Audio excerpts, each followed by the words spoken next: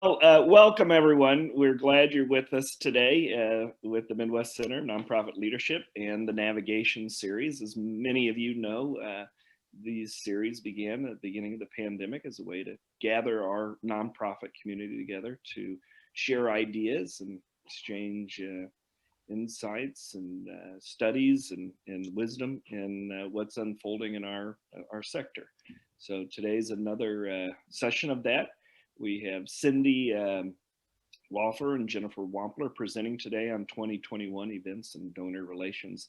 It is actually the last of the series in fundraising that we've done this fall season, and it's the actual last navigation series of the year 2020. We, of course, will reconvene next year, and Dave will talk a little bit about that here at the end of the session. Before we start, just a couple things. If you want to voice your questions, please do so throughout the session. Cindy and Jennifer are happy to receive them. If you feel more comfortable, you can put them in the chat box of Zoom, and UMKC staff person will voice them for you. Keep your microphone muted, and we will get started. Jennifer and Cindy. Good morning, everyone. This is Cindy. So let's see. Jennifer, do you want to go ahead and it looks like she's pulling the PowerPoint up here. So I'll let her do that.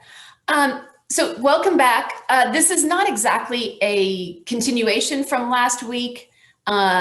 It's more of just a sort of a sidestep, I guess, a little bit, but it is connected. And if you remember last week, we discussed flexibility, agility, and pivoting. So this week we're going to sort of apply those techniques a little bit, or keep them in mind. How will events, donor relations look in 2021 with that lens on it a little bit? They're going to change a little bit, and so there's some ideas here, and we would love to know. Jennifer especially is really excited to hear your ideas on what your ideas are for these two things going into 2021. I did want to mention one thing. Normally we post the PowerPoints and the presentations on our website. We did add a couple scenario tools. So we put those up just a few days ago. If you want to check back, if you were here last week and you want to check back on those are now in the website. And I would imagine that's what Mark is putting up there now, so you can get to it. Thank you, Mark. So that's what I wanted to mention so far. So there we go. As we said, we're going to cover events, special event type activities, and then, donor relations. So I will talk about events, and then we'll switch over, and Jennifer will talk about donor relations. Jennifer, go to the next slide, please. So in spring of 2020, March and April, many long planned special events were in the works, and very quickly had to turn virtual in days or weeks. I know the first one that I heard about was CASA had a breakfast. I think it was April 9th or 7th, one of those 2 days. And I know that I heard about it about 10 days beforehand that it was going virtual. It was one of the first ones that I heard about that did that. Some places, some people, they did it on their regular scheduled day. Some other places did it 2-3 months ahead of time to give them time to change it into that thing. But many places did do that through that period. I think one of the things we can learn from last year, and the good news, and there's a lot of, the more I learn, there's more and more of it coming out. But we've shown, as evidenced by 2020, and the fact that we're here today, and did make this huge change with so many events, just a great flexibility, a great ability to make those pivots we talked about last week, and to be resilient, to come through it together. We've learned a lot of lessons. I think we've got a lot of new skills. We've built many new relationships, and we're working together differently. And I think that going forward, the future is what we can make it what we want. And I think some of that will be intentional, some of it will be not intentional, and it will. But I think we do have the power to do whatever we would want in the future. Jennifer, go ahead and pass. Yes, thank you. A few things. I am going to talk mostly about events today. That's going to be my theme. But I do want to just sort of think, there's a few things just to kind of, Jennifer and I teach a class on trends in nonprofits. And so I'm always looking at and intrigued by other things. And so just a few things that I think are going to be prevalent and to keep in mind and maybe have some of your attention in the coming months. Keep asking for money. I think there's maybe a tendency, you know, everything's so hard and people have been asking and you know, there's so much need and stuff. And so there may be like, oh, I'll give my donors a break. I won't, you know, I just got through Giving Tuesday. It's the end of the year. We've done all this. We've done so much asking the last, I'll just give them a break right now. You know, that's okay. They can say no. They can pass on something if they feel they've given enough lately. But you want to continue to ask them. You want to also continue to let them know, keep them posted on what you're doing, because things are changing so much. So you may need money for new things. Even as we go back, you may have an increase in services for other things or something. So just letting them know really what the world looks like and what your needs are, what your clients' needs are, and keeping them connected. Let them know that you're continuing to serve people. Let them know that you're continuing to serve the community, and that for those reasons that there's still a need out there. Keeping and maintaining and updating your case statement, your case for support. Is there new things that need to be in that? So keeping that current is going to be really informed. So basically keeping people informed and then asking them for continuing to ask or at least offering the opportunity to have them participate. There's new relationships that have developed. We've done a lot of problem solving and we pulled in all kinds of new people to do that. As some of it we talked about last week. I hear stories about this all the time.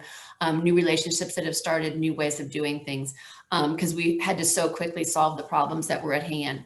So we're continuing to practice those relationships. Hopefully those relationships are going to remain in place. Hopefully the new ways you're doing things, if they're beneficial, will continue. We're stronger when we do this together. So we have to keep that in mind. Maintaining maintaining and then cultivating new relationships. And those are for-profit and nonprofit relationships. Recurring gifts. Those are always a good thing to have it in your back pockets, that you know that money's coming in, monthly giving, something like that. So retaining your donors is really important at this point. So, and we always know that retaining donors is more valuable, is more cost effective than acquiring new donors. But especially now, so keeping the donors that you have, and Jennifer, I'm sure we'll talk about this more about how you do that through your communication. Ignored donors are going to leave you. So again, keeping your donors informed and keeping them up on what you're doing and keeping them to engage with you. Finally, online, and I put online here as just a catch-all for all things ether related to all things technology. Even texting information to people is more important now. Updating your website if it's not super user friendly. Social media platforms are moving a lot more now. People are going to be coming out of them, are going to be using them a lot more. They have been using them a lot more. Email communication is really important. So, and a lot of people also that weren't online before are online now. I know I've talked to some, last week I mentioned an organization, Emmanuel Childcare, and many of their families were not online at one point when they first couldn't come to this place anymore. They were always handing out flyers to them. They had to up that. So there's a lot of people that weren't online that had to become online through what we've been doing lately. Most people know how to Zoom. Most people know how to text, and they've had to learn these new communications really quickly. So there's more people in that area. And so you've got to be out there and doing these things. Okay, Jennifer, go ahead. Yes. Okay, so now I'm going to get into what I'm going to get into. Now we're going to talk about events. Go ahead. So there's three different. I'm going to talk about three ways to do events, and then we will kind of talk about maybe what a way to do it next year. What some of the ways to think about to make next year the most productive, most efficient, most effective for you. So there's the old way, the in-person events, the traditional events that we've been used to going to for many years. We go somewhere, we do something, we have, we learn about the organization, we donate. The biggest impact, the biggest COVID impact on nonprofits was the cancellation of personal events. So very quickly, so many events, as we were ramping up for the later spring, and then into summer with so many events, just canceled. And that was probably one of the biggest impact on nonprofits funding. There was like an explosion of the number of events that moved to virtual. Some of them didn't happen. A lot though did move to virtual. So we're pretty familiar with the old way. You may go to a gala, a lot of galas, a lot of just events where may not be a gala, but it's some type of auction type thing, live auction, silent auction. Races would fall into this category. Any kind of gathering where you go and learn about something. Sometimes it's a concert, just all kinds of different things where you go and learn about the organization, have a great time. Usually an entertainment aspect to it, a social aspect to it. So these things we've been doing for a long time. We can't gather anymore though, or at least for a little while. So these are, what are we going to do and how will these go in the future? Jennifer, next slide. So one thing to remember is virtual is going to be here to stay. Virtual is probably not going to go away. Virtual is what we're doing now. It's some sort of online, some sort of technologies involved. Zoom is the one that many people use. There's a lot of other ones that have popped up, but this type of activity in a fundraiser, in a special event is not going to go away, probably ever. It may wane at times, and it may not be as like it was back in May, but it's probably going to be here. And one of the reasons is that it can get a bigger audience. It can bring people in, so it's going to be appealing to just do that. I don't know how many of you are aware of American Public Square, which has been working for about 10 years in the Kansas City region, and they hold forums, panels where they talk about different issues in the community. And they've, for a long time, have also had they were running their show on Facebook, so they were constantly doing that. So it's already been started. This type of activity has already been started, having some type of virtual event, and so it will continue. Now, though it's more welcome, people are a little more comfortable with it. Most people have been Zooming. Even my 85-year-old mom can get on by herself, which we're excited about. So most people are somewhat familiar with it. They're more comfortable with it. There's been enough of that stuff go out at, how you look good on Zoom and everything, so the makeup tips for Zoom. So we know how to do it now. And it's easier to use for nonprofits with the technology that's come about. There's more Zoom. I'm always amazed at Zoom that they didn't know what they were getting into, but for my personal use and most I've heard, they sort of stepped up and they've been done really well the last few months, and hadn't really had their business model plan to expand this quickly probably. But then there's other ones too, that there's other technologies that are using this.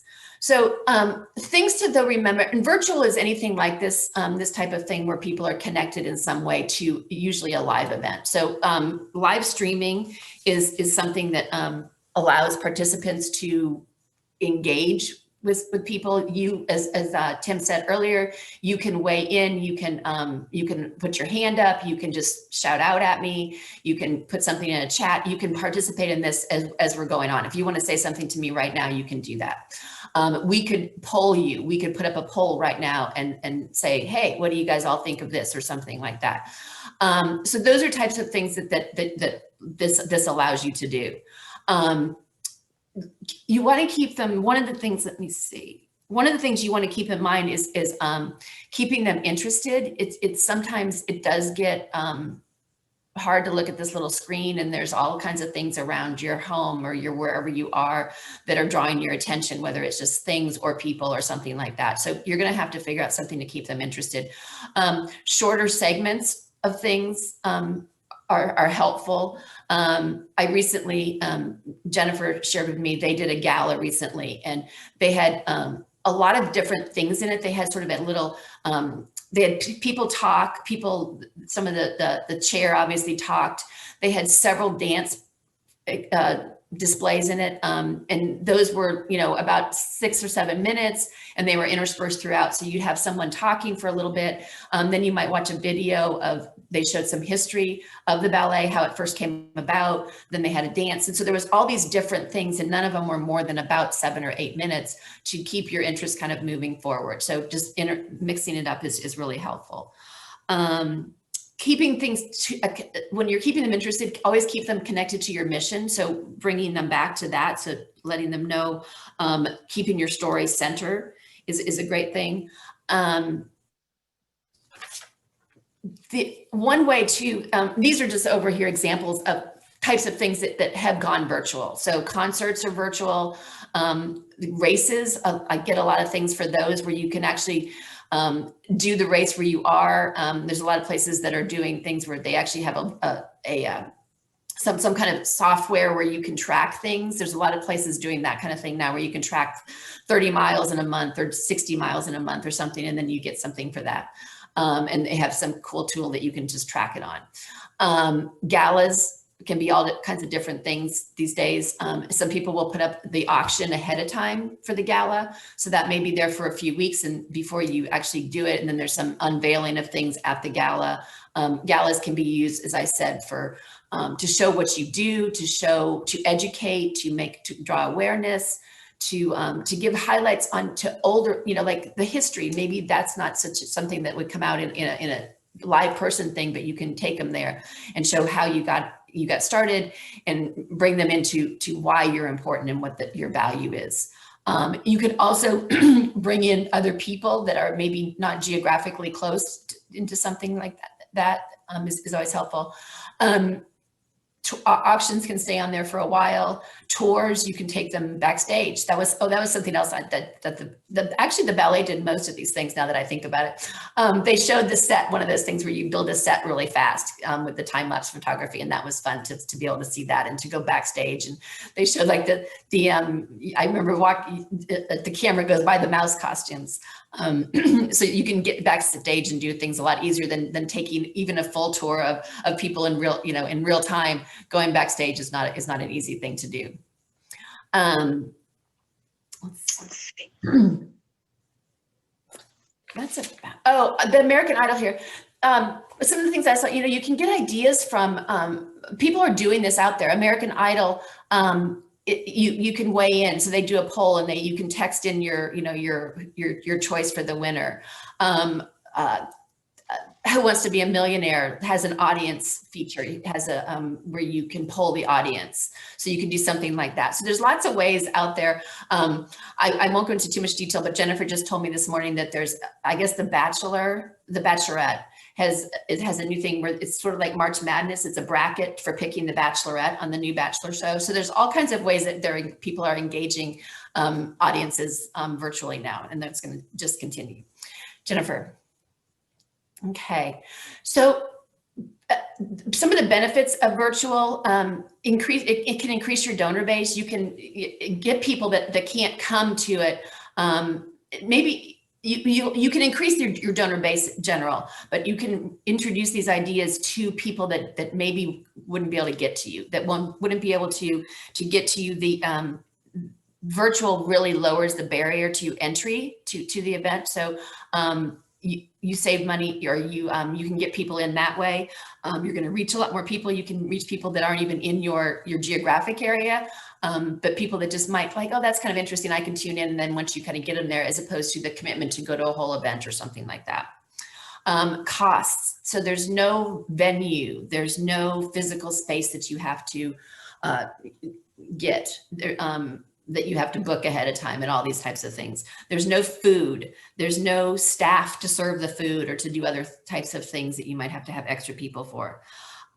There's no travel costs. So if you're bringing people in for some reason, you don't have to, bring them in to put them up in hotels and fly them in. It's also a lot less on their, and this kind of ties in with the experts, the next comment here, but it also,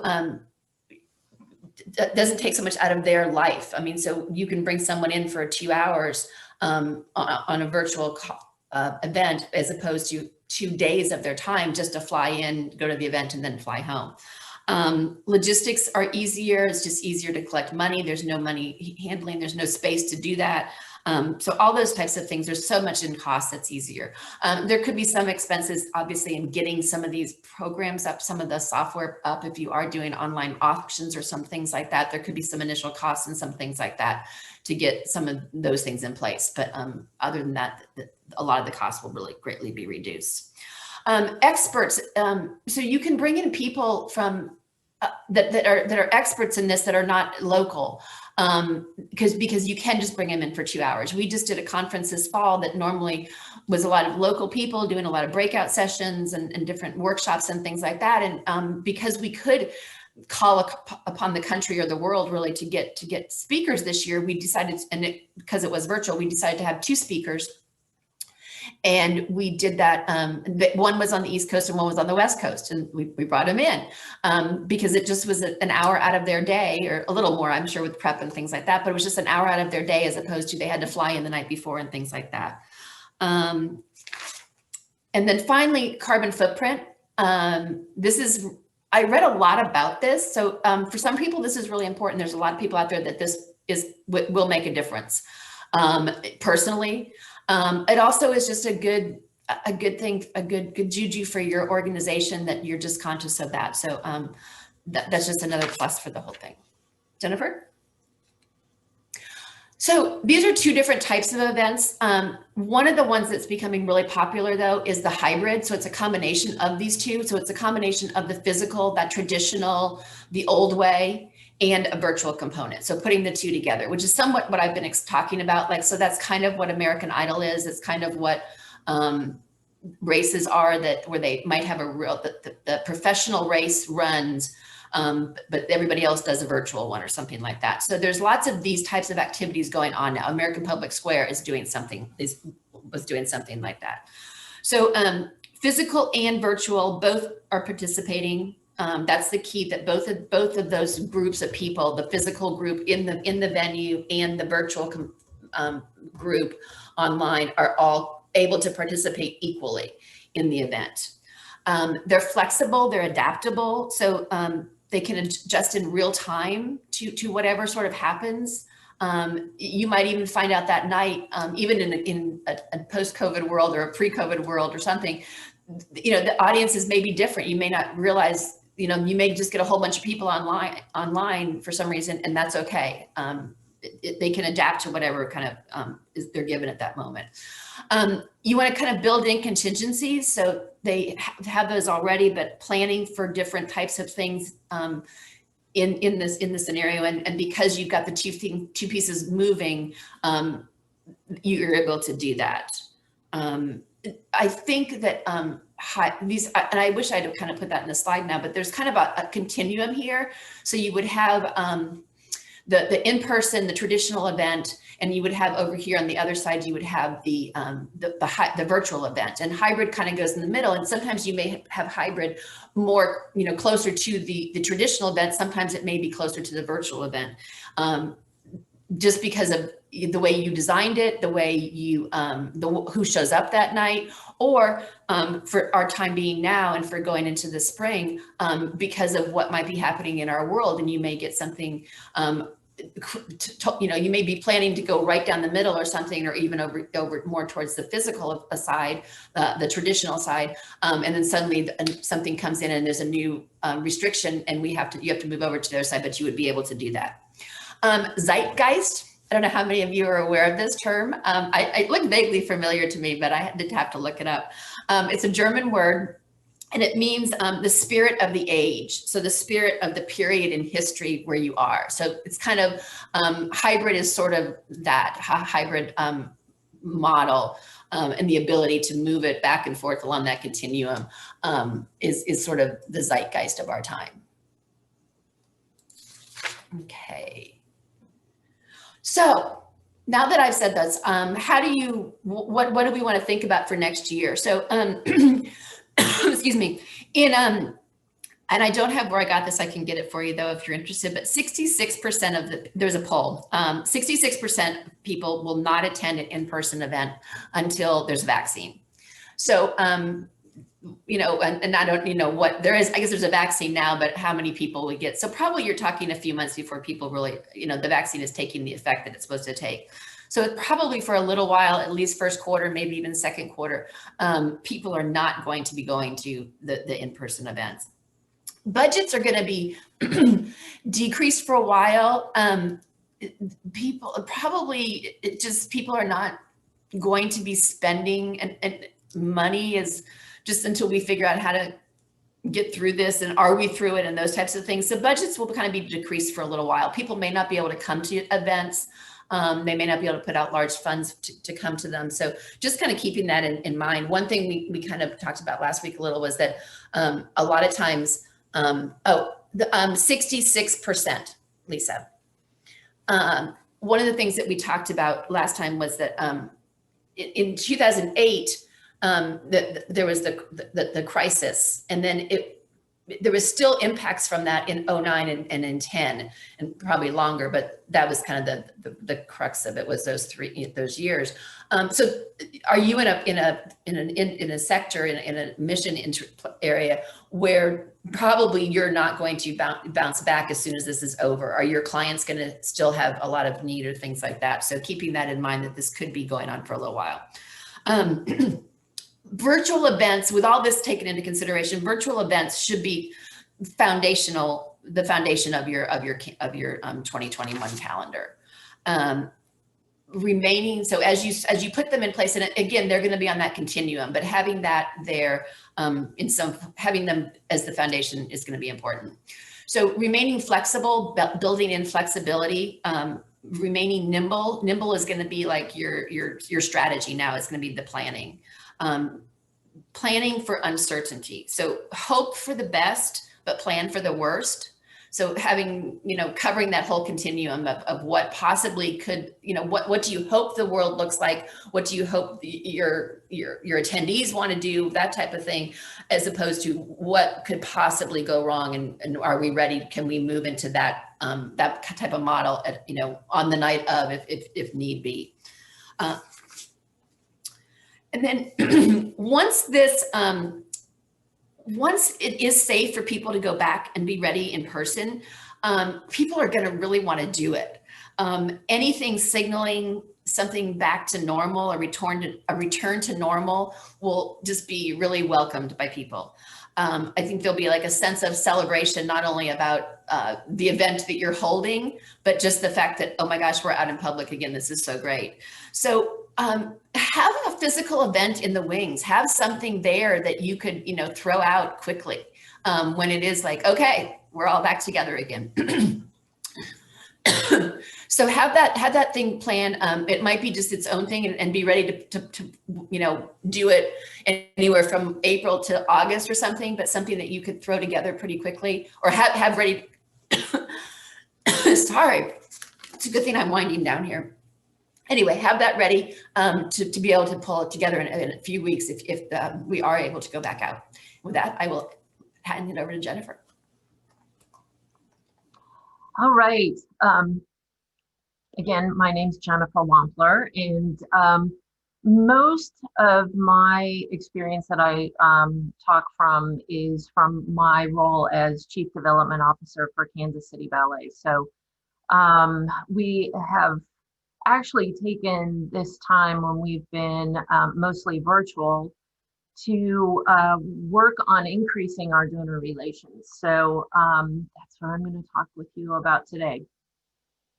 And this photo is actually from 2 years ago when we had, we started an Emeritus Council, which anyone who had been on our board or advisory board was automatically a member of our Emeritus Council.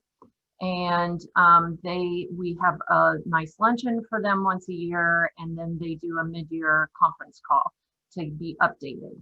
And we allowed people to opt out if they wanted to, if they weren't interested in hearing from us at all, or after a couple of 2 or 3 communications and trying to get in touch with them. If we weren't successful, then we also just let them sort of drop off that list. So, but this was from our luncheon, our very first luncheon 2 years ago. So one of the important things, really the heart of donor relations, is creating a culture of philanthropy in your organization. So culture of philanthropy means that fundraising, the importance of donors, and donor centricity is integrated into the life of the entire organization. And this really can be quite a culture shift for a lot of organizations, because you need buy-in from both staff and board leadership for this. And for us at the Ballet, we just did a new strategic plan, and it is one of the pieces under development for the strategic plan. So that really puts creating a culture of philanthropy into the pathway for the entire organization. You want everybody involved with this, including getting your board involved with donor relations.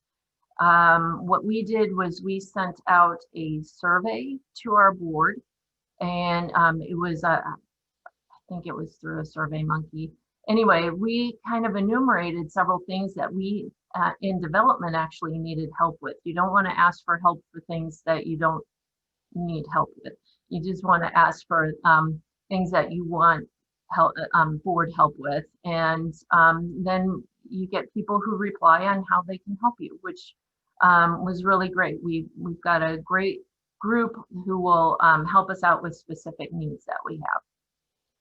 Get other staff involved, from the CFO to the receptionist, thinking in a donor-centric way, that you know, just if there's a question on a check that comes in, we don't just, you know, run it through as normal. We need to check in with the donor. Just simple things like that. You know, the receptionists, they don't know who comes through the door in normal times, who might be a donor. So making them aware of the possibility that, you know, you could be talking to a donor. So a lot of it ends up being just really great customer relations, you know, working with your marketing team or whoever's doing the bulk of your writing. Make sure that your writing is donor centric. It's easy for us to all fall into being organizational centered, because that's how we think. We think in terms of our own organizations. So putting on the shoes of our donors and then reading what we've written, would it appeal to us? So I always try and think about that when I'm doing my writing.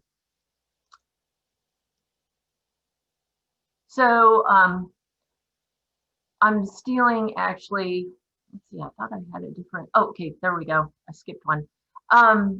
So the 4 pillars of donor relations, I took this from a wonderful woman at the Donor Relations Guru group.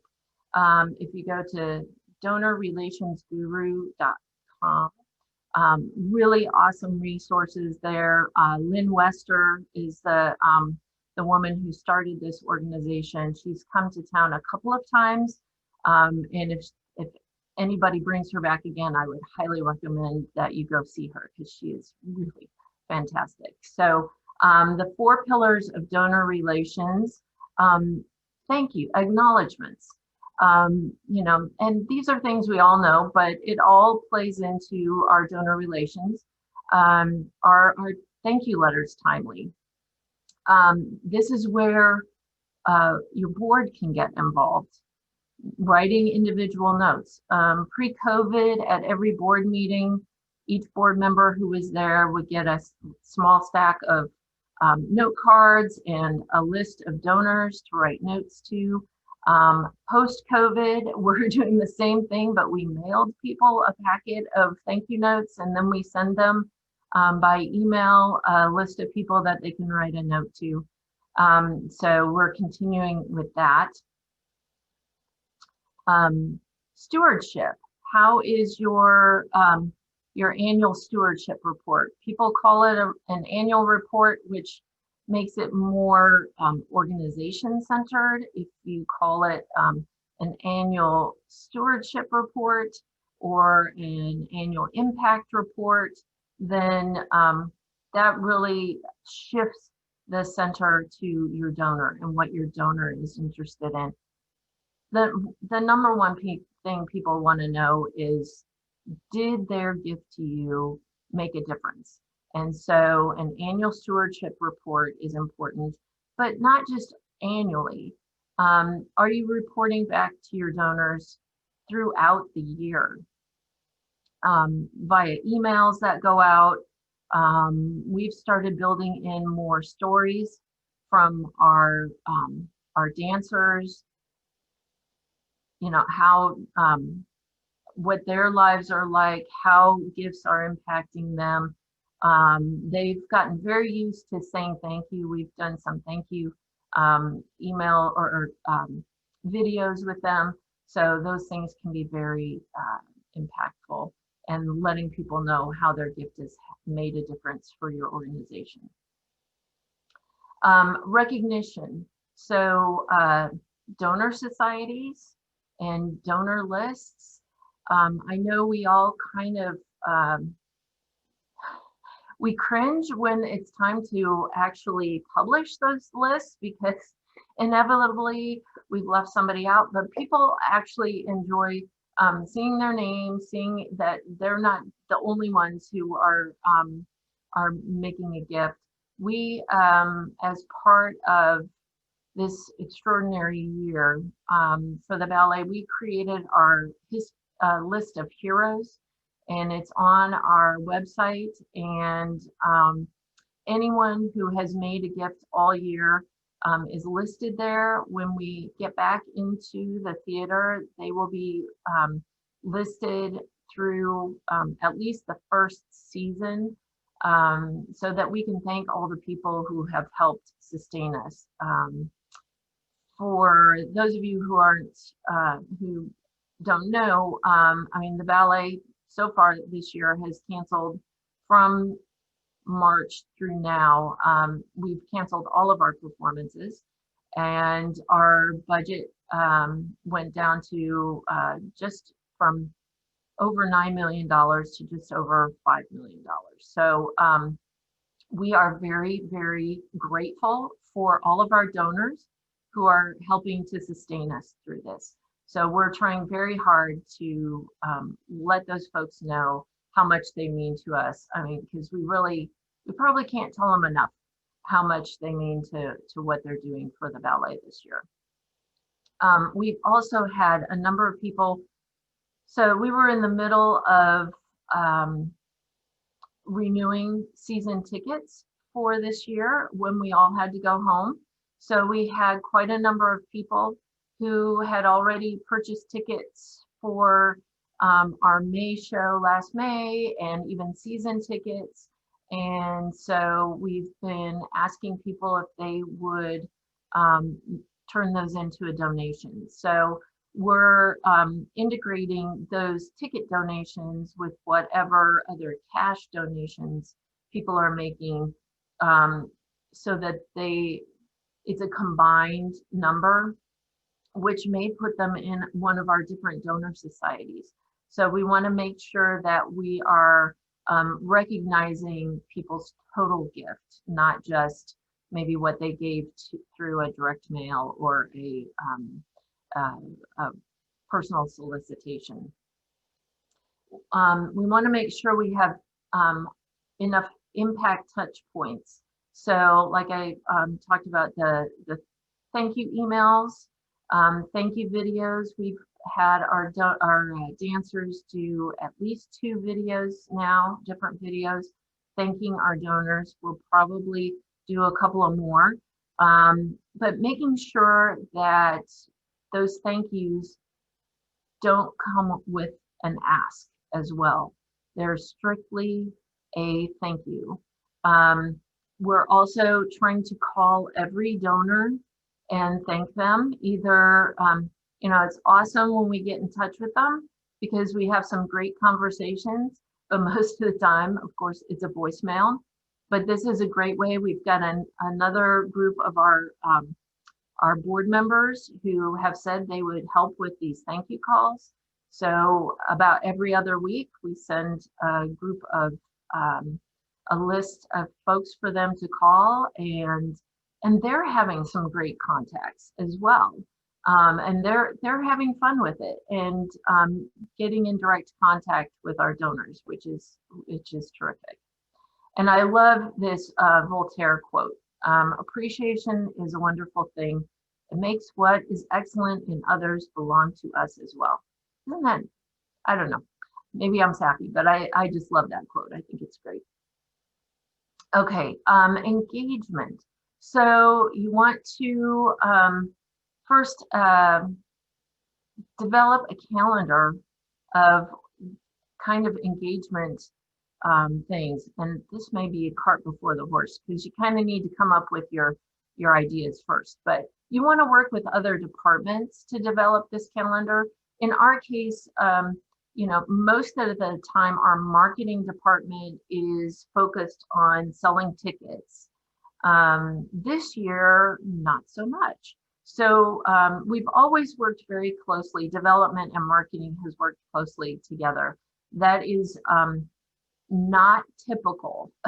So I feel very fortunate that we have a great working relationship with our marketing department, and we're working together on things like, so we were supposed to have an in-person live performance this month at our building, which is next to Union Station, not at the Kaufman Center. We knew that that was not going to work, too large of a venue, but we thought we might be able to do something in our space at, you know, a very reduced number of people. We had our theater in our building seats 180. We thought if we kept it at 50, we would be good. Well, that turned out that was not going to work. The mayor put the you know, limit to 10 for the number of people meeting in a group, and so we canceled, and we have shifted to, we filmed it all last week, and we will be sending that to people who had purchased those tickets. But we're also integrating that with our donors as well, because we want to be able to acknowledge and thank our donors as well with that. Look at what you can do maybe in the next 1 to 2 months, but keep very flexible. You want to keep your donors informed about how your organization is doing. Keep them up to date on what things look like now, because things are always changing. Those individual phone calls, especially to your top donors, are invaluable. They are concerned about you. They want to know how things are going, and they can't know unless you tell them. And you know, I think at this point in time, you know, yes, we want to stay positive. We don't want to be doom and gloom all the time, but we also need to be realistic with our donors, because it's when we have a need is when they're going to feel like they can have the most impact. So for people sort of in that next tier of donor, we typically send emails or mailings. We like to do sort of subject matter expert mailings. So if there's a good article that the ballet has been a part of, we've actually been highlighted in a national, I forget which one, I think it was Dance Magazine, as part of when they did an overall story about companies across the country canceling their Nutcracker performances. We were mentioned, and our executive director had a quote. So, you know, sending that out to people to let them know, you know, the role and, you know, the fact that they contacted us for this national article. So, and then also, you know, of course, in normal years, we do a mid-year conference call that we invite our former board members to and other donors. This year, we'll probably switch it to Zoom because people are getting used to that. So, hold on a second. Oops. Oh, staying connected. It's on the same slide. So at the ballet, really, events have really always been the lifeblood. Not just big performances at the Kaufman Center, although that's when we see a lot of our donors, because we would also have a hospitality suite that our donors could come to during the intermissions, and we would see a lot of people there. But also smaller events, coming to our building to watch rehearsal. We would have smaller performances at the Bolander Center, which is our building, and we would be able to connect with people there. It is hard to not connect with people live. I totally admit that. I miss seeing our people, and I can hardly wait until we can be celebrating and come back together with that. So we tried right away to switch to some other format. So in April, I think even the first week of April, and it wasn't perfect because my team was like, wait, we need another week. I'm like, no, we need to just start. So sometimes you just need to start. So we started having weekly happy hours. They were on Thursday evenings, and we would have different people, either dancers or people from the artistic staff, as our guests. And we did them weekly through the middle of June. And they were actually quite well received. We had a number of people who just really enjoyed being able to connect, and especially hear from the dancers and how they were doing. So we did that through June, and then we took quite a bit of the summer off. And then we started them again in September and October, and we did them every other week. Because by the time the fall came around, people were starting to get tired of, oh, we're running out of time, or starting to get tired of Zoom. So we backed off on the number of them. Our artistic staff did a weekly live stream of dancers taking class in May. They all went home, and they started taking class through Zoom in their kitchens or their living rooms or wherever they could. And so once a week we would live stream that through Facebook, and a lot of people really loved watching that. And then this fall we did some open rehearsals again, but we really limited them.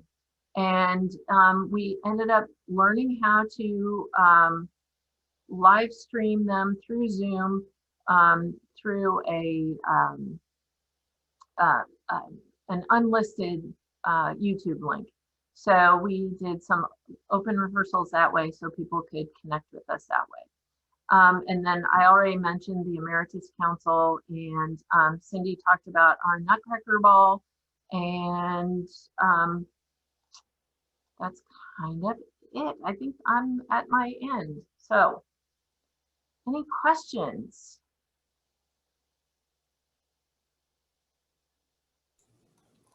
Okay, I think we can take the PowerPoint down. Okay. We can kind of see each other again. I did have, so one thing, I know I answered it, but somebody asked my percentage there. It was 66% are saying that they will not come to live events. So just in case anyone missed that. And then I did have a private message from someone to talk about Fundraise versus fundraiser. So Fundraise versus fundraiser. Fundraise basically is getting people connected to your organization. Fundraiser is funding, getting the money coming in. So that said, I think sometimes you can't just go ask for brand new people that you don't know, that aren't your friends, so to speak, for money. So it's part of the process in a way of bringing people in to the organization. They may come in as friends, as nothing, and then acquaintances, and then friends, and build coming in that way. There's a pyramid that some of you may be familiar with, the donor pyramid, that sort of starts out on the bottom and with the community at large. And then people come in and they have an interest or an awareness of your organization. And then as they go up the pyramid, the pyramid is designed because as they go up the pyramid, it's less and less populated in each level. So obviously the whole community at large is very large. It finally goes up to the top of the pyramid where you're talking about planned giving and major gifts and things like that. I think that lower level is where you're getting some friend raising that move into fundraising. That's kind of the simple version. The other thing I want to say about it, and I'm not sure, I think that maybe what the person was asking about is there value in friend raising only as opposed to fundraising? And I think there is. People aren't, like I said, people aren't just going to start giving to you until they know about you. So you have to create some sort of relationship there. Sometimes at the very early stages, it's not a big relationship, but they have to know about you. So sometimes events are just that. Sometimes events are just about friend raising, just connecting more people, educating people, informing people, sharing who you are with them without, as Jennifer mentioned, sometimes don't ask for money. Sometimes it's just about getting your word out there to people. And that would be more of a friend raiser. I think there's always friend raising and fundraising going on at a special event. Both of those are happening with different groups of people. So I'll leave it at that, but I hope that answers the question a little bit. And I have to say, Cindy, that a lot of the events that we do at the Ballet are more fundraising in that realm of, making a better relationship with people, giving an opportunity to, in a normal time, meet people in a less stressed environment. If they're coming to see a rehearsal, they know they're coming to watch the rehearsal. I get to meet them. So then when I make a call on them later, they know who I am. And, most likely we've had somewhat of a preliminary interaction, and they're going to be more likely to be more receptive to my call. And this time that has been harder. However, for our happy hours, we first started out only inviting our Bolender Society people. Bolender Society are donors who give $2,500 and up a year. And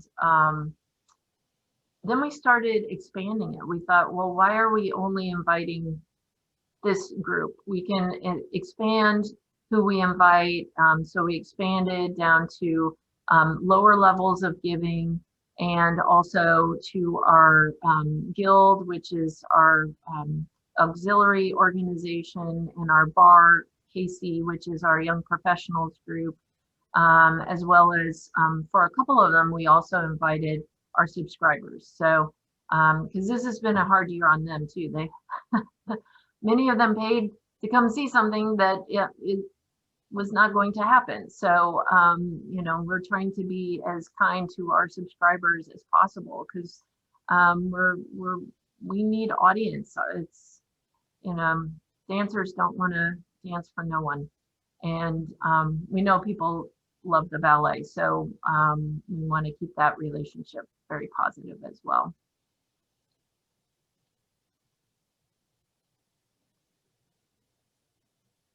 I'd like to hear how other people are doing their events, either their sort of donor relations kinds of things that they're trying to keep people engaged with the organization, or what you're looking at doing for your gala after the first of the year or into April, May. I know, April, May is a huge time of year in this town for luncheons.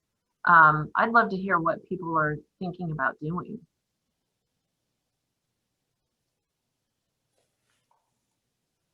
Any takers? I know some of you, and I could call on you. We have a fundraising video that will be coming out soon, so we'll be doing some promoting of the video and doing fundraising around that. So. And which organization are you with, Susan? I'm with Gilded. We help artists grow their business. Oh, yes. Okay. Yeah. Excellent. And if anybody has any tips on how to circulate that best, I'm open. Yeah, I was wondering about that. So what are your plans now, Susanna? Like, are you, your initial, you'll put on social media, do you have a specific mailing that's going to, emailing that's going to go out, or what are you going to do with it? We'll release it first to our major donors, and then we'll release it via email and social media as well.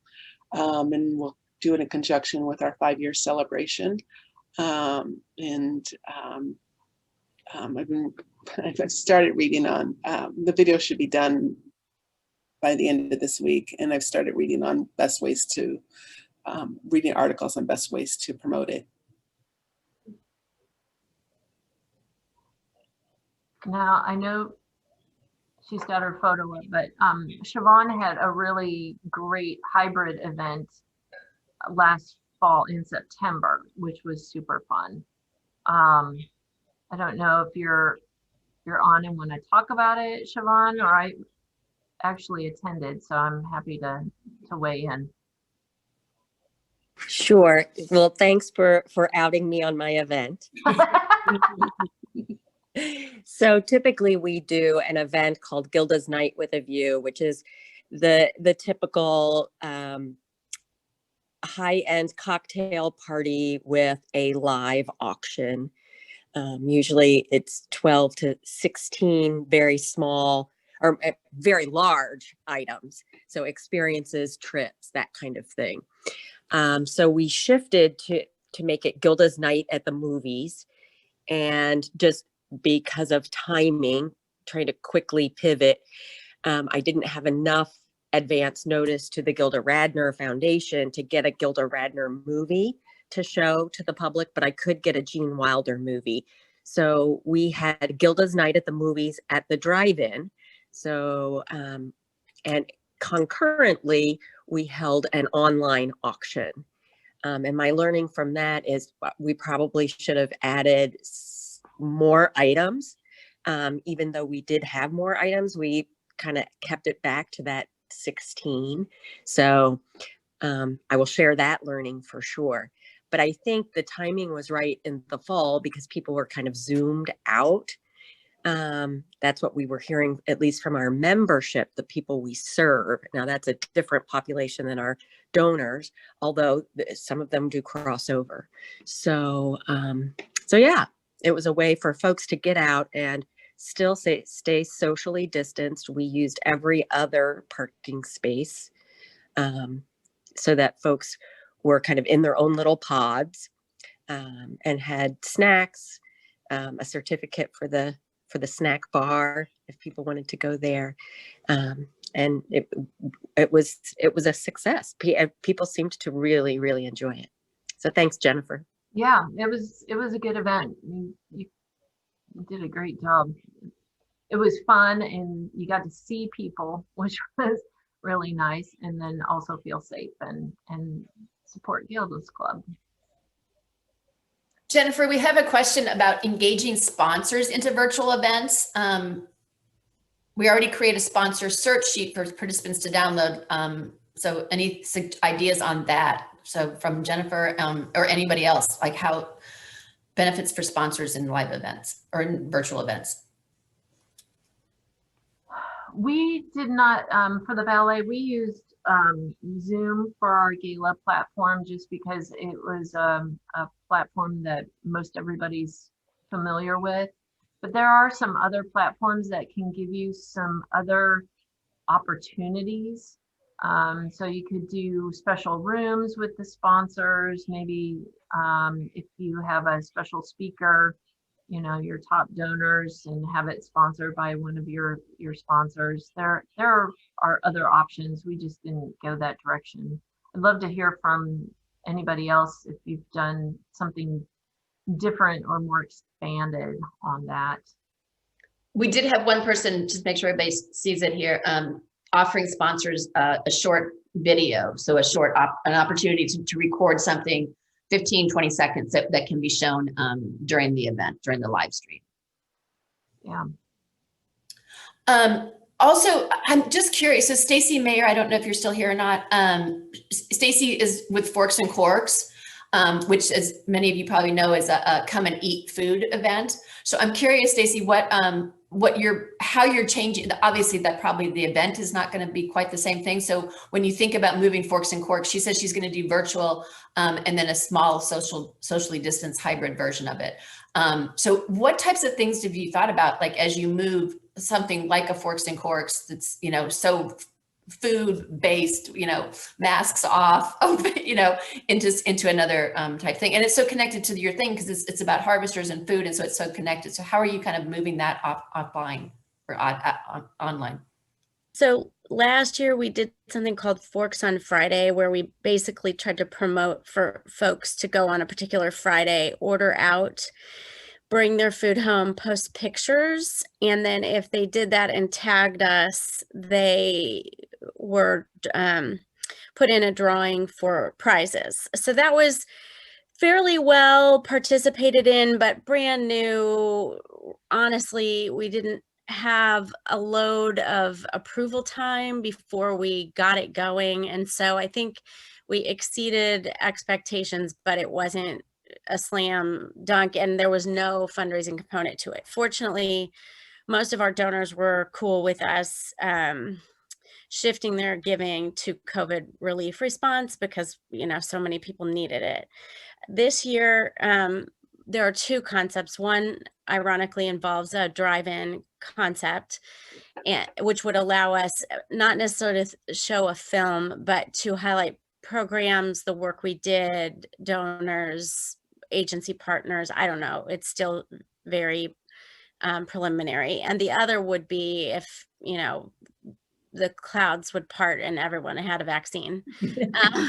Would be something very smaller in sort of pods at a place like possibly City Market, where everything, you'd be with your own little pod of people, mask would be on till your table, you would have table service in the same way you would for the folks that feel brave and comfortable dining out at this point.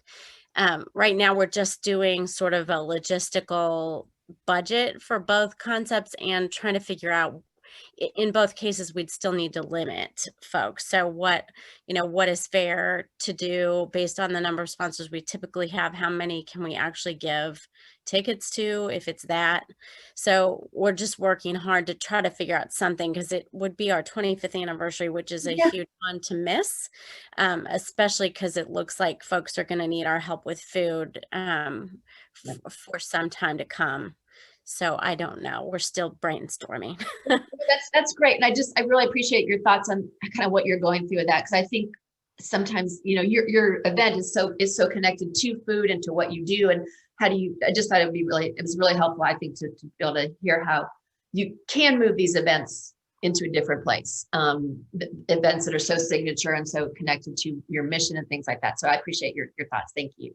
And with that, I think we're out of time pretty much. I'm gonna pass over to Dave Renz to just kind of close us out. All right. Well, thank you very much. As always, it's wonderful to see folks in the community coming together and sharing insights. Cindy, Jennifer, thank you so much for your presentations this week and last week. I do want to remind folks, any of the series, I should say all of the elements of the nonprofit navigation series are posted. The Midwest Center has both a YouTube channel, and also you can just go to our site and look through archives from all of the navigation sessions.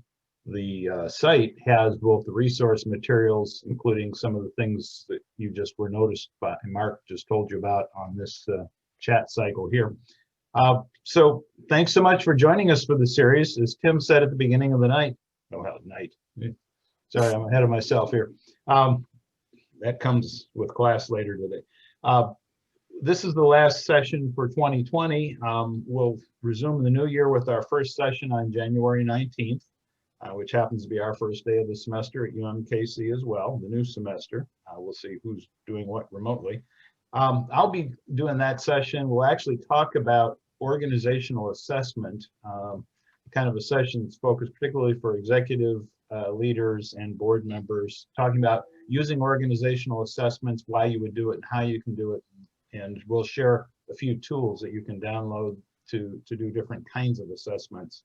And we'll discuss all that, of course, at the session. So watch for your emails. The best brand we have is Mark Pulver sending emails out. People seem to look at those and read those. They trust Mark. Thank you, Mark. And so Mark will be writing you in early January with outline for the whole next cycle, probably the first quarter of the year. So with that, I just want to thank you again for logging in. Have a safe and hopefully pleasant holiday season here. This is the last session for 2020, and we look forward to coming back together as a community in the middle of January. Be safe and I hope you have a good holiday in spite of whatever weirdness is happening. Thank you much.